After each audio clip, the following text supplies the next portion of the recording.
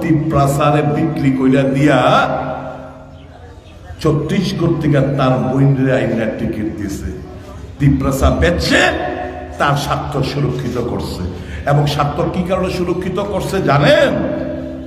আগামীকাল পত্রিকাতে বিস্তারিত একটা খবরের কাগজ আপনারা পড়েন, কালকে বাইরে বইন জামাইরে একটা মার্ডার কেসের তদন্ত ভার যে সিবিআই নিছে, ওখান থেকে বাঁচানোর জন্য, ওখান থেকে বোন এবং বোনের জামাইরে বাঁচানোর জন্য তাই এখন বিজেপির প্রার্থী হিসাবে তাই বোনটা দাঁড় করাইছে।